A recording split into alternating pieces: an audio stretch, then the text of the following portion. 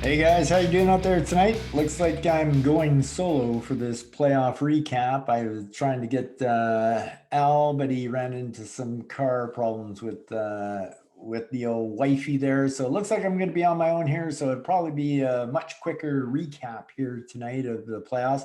Hard to believe that we're halfway through the playoffs. And if you take a look at it, we only got 3 weeks left to our fantasy season this year. That's crazy how fast this has went by. So anyway, there's been some really good games in all series, like the semifinals, the 9 to 12 draft pick, the consolation round. A lot of good things going on. So let's talk just a little bit about it. So let's take a look at the semifinal first. Okay, so let's take a look at the semifinals here. We're going to look at our first game here, the Port Elgin Wolfpack against Calgary Oilers. The Oilers had been kind of slumping at the end of the season a little bit. They'd been having some difficulties, and the Wolfpack was coming on really strong at the last 5, 6 weeks of the season, which left us with the natural assumption that Blake may not be able to compete, but I tell you, this was a good series. The Oilers basically had the lead the entire week, and the Wolfpack made a big comeback at the end of the week to grab a 1-0 lead in this series with a 4-3 victory. But everything is pretty close together. Like there's no real runaways. The only runaway thing that there might be would be taking a look at the plus minus here, or the Wolfpack have plus 11 and the Oilers -7. However, over a week's time, we could see that completely flip flop. So uh, that category is still even catchable. But when you take a look at the assists, 27 for the Oilers, 22 for the Wolfpack, that's very catchable. Only five different there. In the goal department, only three different. So easy to come back. This one here, this could be tough for Bo to come back in 35 minutes to 4 minutes. But if it was done one way, it can be done the other. But maybe the Oilers are just a little bit tougher than the Wolfpack. Wolfpack maybe a little more finesse team than the Oilers, shall we say. Blake's been having problems with his goaltending lately. He's actually got a couple of good goaltenders, but they're just not performing for him. And if ever there was a week to take advantage of Bo, this was it, because Bo only got 2 goalie points and a 917 save percentage. So there was an opportunity here for the Oilers to win this first game of the series, but they lost it right at the end. And the Wolfpack came on for a 4-3 victory. So the Wolfpack heading into week two has a 1-0 lead. Always great to have the advantage of the 1-0 lead going into the second game. All you got to do is win that second game, and the series is over. It doesn't matter what happens in game three. So good job by Bo. Looking good, looking strong. And actually, to be honest with you, both these teams, their point totals were down than what they normally do. So it could be interesting in the second week, because I expect it to switch around where they could be up in the high 40s, maybe even possible 50s. All right, so let's move on to the kid, Nick, move like Jagger against Colwood Rangers, Dean. This promises to be a really good series here. And right now, it's tight as it can be at 4-3 for the Rangers. Rangers winning the first game. Way to go, Dino. Good job. But once again, most categories here are pretty tight. So this series is far from over. Both semifinals are far from over. The losing teams could easily win these series. It's just and they're not really far out of reach. As you can see in the plus minus, they're only separated by 5, assists separated by 6, goals 2, penalty minutes 4, points 4. Goaltending points is probably the biggest area that the Rangers have, and I expect them to probably get 2 goals in game two with their goaltending again, and which will leave them with 2 goals into game three. I don't see Nick's team being able to match Dean's goaltending. So, but all he has to do is the other thing, since he's got 3 categories already, the plus minus, the assists, and the points. All he really needs to do, whether Dean has great goaltending or not, is either get the goals or the penalty minutes from Dean. And Dean's only 2 goals ahead of Nick, and only four penalty minutes ahead of him. So this is well within striking distance for a move like Jagger. But Colwood Rangers jump out to an early 1-0 lead in the series. So right now we got the Wolfpack and the Rangers in control going into week two. should be exciting. It was fun games to watch this week. I really enjoyed them, especially well, both of them. They were close all the way. Good job, boys. Looking forward to this up and coming week. All right, so let's take a look at the ninth to 12th draft picks next. As promised before, we said that this is going to be the most exciting race for ninth draft pick ever had. As we got some seriously quality teams in the ninth to 12th. So let's bring that up and see how it's going over there. All right, so in our first game, we had the New Brunswick Bears going up against the East Coast Brewers, the number one team in the league, the CDS champs. And this game ended up being a blowout of 6-1. However, the weird part about this whole thing was the Brewers pretty much had control of game one for most of the week, from the start to about Thursday or whatever. And then Dan just took over. And but the thing is nothing's unreachable here for Dono at all. As you can see, the plus minus are only 2 apart, 5 apart in the assists, 5 apart in the goals, 6 apart in the penalty minutes. But mind you, that's in Dono's favor. And 10-point difference, that could be a little tough for Dono to make up. Not impossible, but it could be tough to make up. And the goaltending points are just 1 apart, and they're not far apart in the save percentage either. So this could go either way, even though right now it's got a 6-1 victory for Dan in the first game of the series. So New Brunswick Bears looking strong to go for that ninth overall draft pick. Going down to the other series, we got the Living Skies Capitals and the Harrison Lakers. This one is an interesting series too. Al looked like he was starting to come out of his slump a little bit, and finally got his goaltending rolling because he took the advice of me and RK and finally put Markstrom in.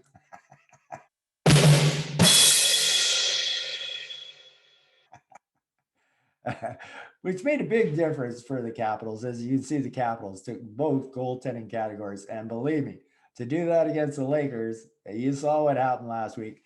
That in itself is quite the accomplishment to be able to do that. So it could be even difficult for Al to hang onto the goaltending goals going into a third game.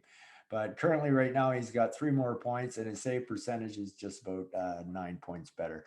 But watch out for Hellebuck coming, or Saros, either one of them, because they've been on fire lately. But then Rene took over in all the other categories. The plus minus, both of them pretty brutal. They've been down in the minuses for a long time now here. At least it wasn't as bad as what Rene had last week. At least he righted the ship a little bit by going to a -3. I was at -12, so there's a 9 point difference there. Only 6 in the assists, that's recoverable. 9 in the goals, that's getting tough. That'll be hard to make up for sure. And 16 penalty minutes, that's not out of the way. Like I said, all you need is some guy to do a 2 minute instigating in his 5 minutes, and then 10 minute misconduct, got 17 minutes right there. It's happened many times already this year. So that's not even out of the realm of possibilities of catching. The points is looking tough. There's a 15-point spread here. That will be hard to make up. Not impossible, but it will be hard to make up. So right now we got the Harrison Lakers beating the Living Skies Capitals 5-2.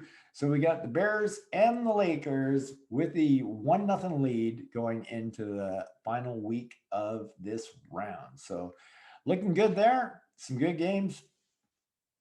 All right, let's go to the consolation round now and see how everybody's doing to grab some draft picks here.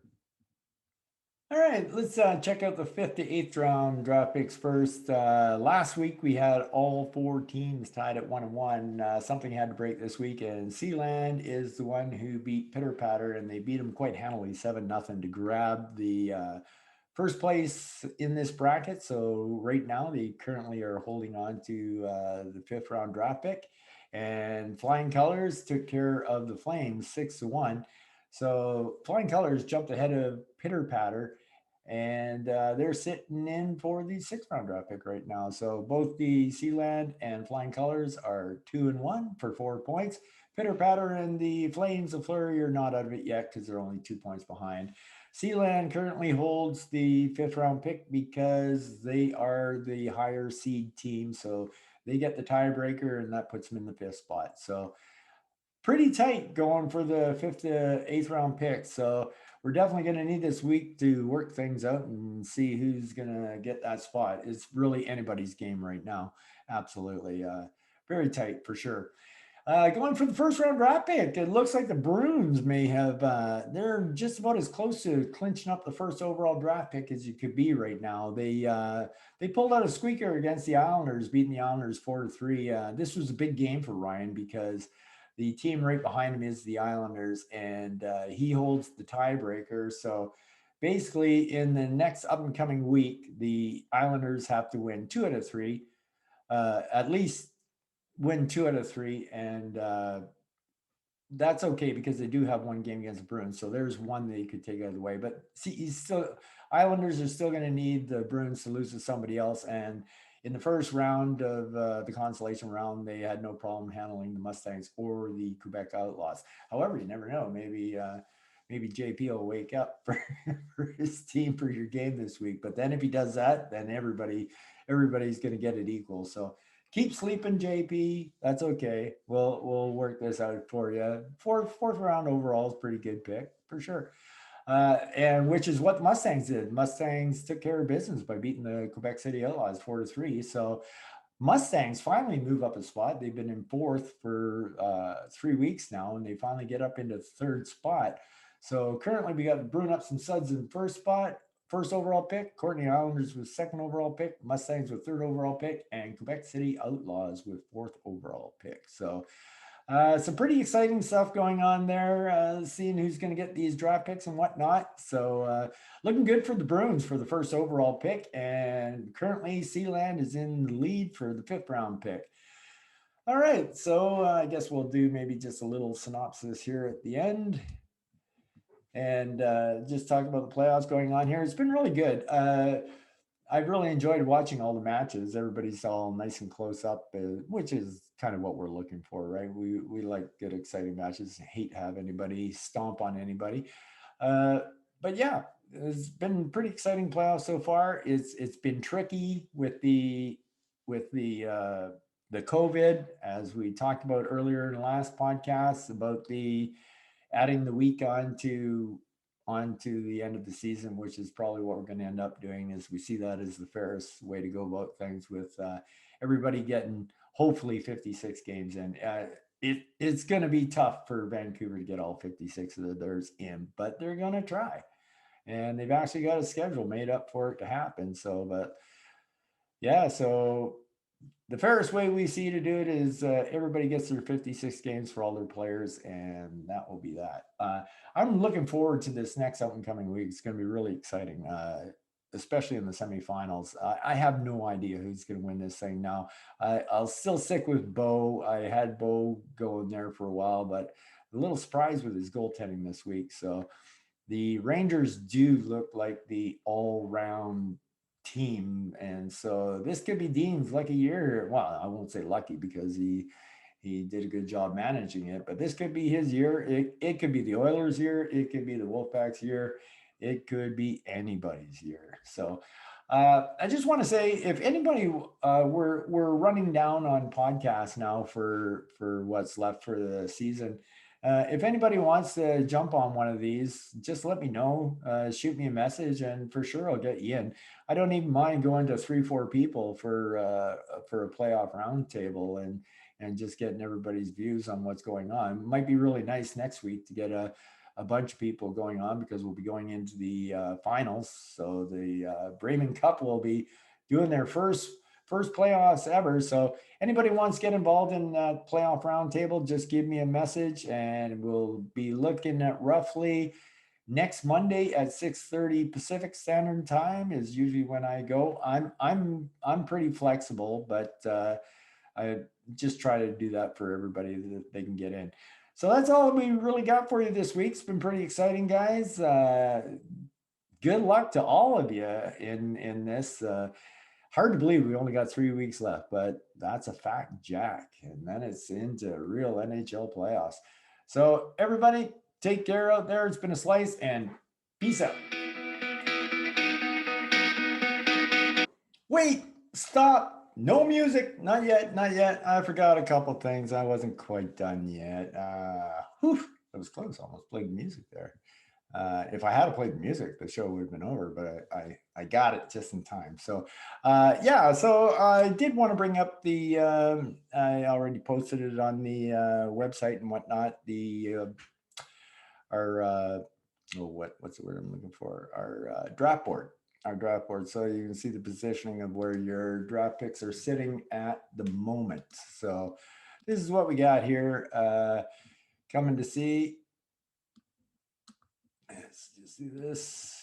Here we go. As you can see here by the draft board, looks like Bruins are sitting pretty here, but you can see all the other draft picks kind of moving. The Bruins had these ones down around 4 and 5 or 5 and 6 last week, so they had lost a little bit of ground on these draft picks. The Macaulay Mustangs,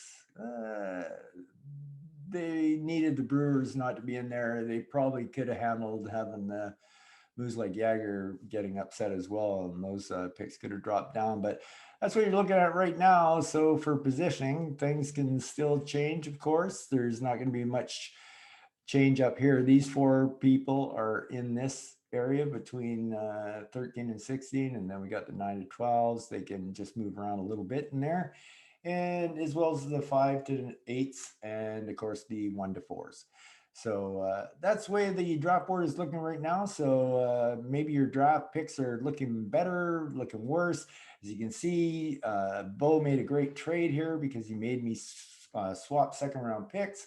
That's quite beneficial for him. I'm way down here, so that picks up high, and he could be winning this whole thing. So I may be getting a 32nd overall pick, but I would still trade D'Angelo for Seth Jones any day of the week. So I'm more than happy to give you that draft pick. I would have liked to have had it, but you know what? I've only got so many cap years to sign next year anyway. So I got some prospects coming up, and I'm going to have a high second round or third round draft pick probably. So yeah, so it works out for me. So you can see by this board here where your draft picks are moving up and down. Only 3 more weeks till the movements are complete, and we're done for the season.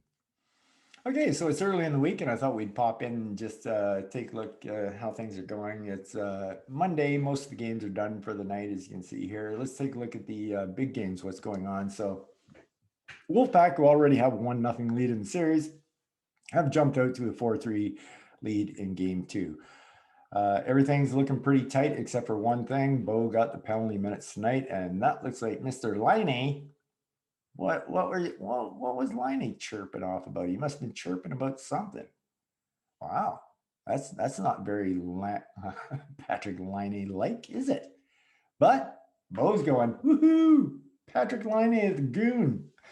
So yeah, so the Wolfpack are off to an early 4-3 lead, but points and everything are tied. Yeah, so still early in the week. And let's go to the other one, and we got Moose Like Jagger with a 4-3 lead, and they need to win this game to send it to a third game. So and the points been scored in this one already here. Moose Like Jagger with 6, and Rangers with 4.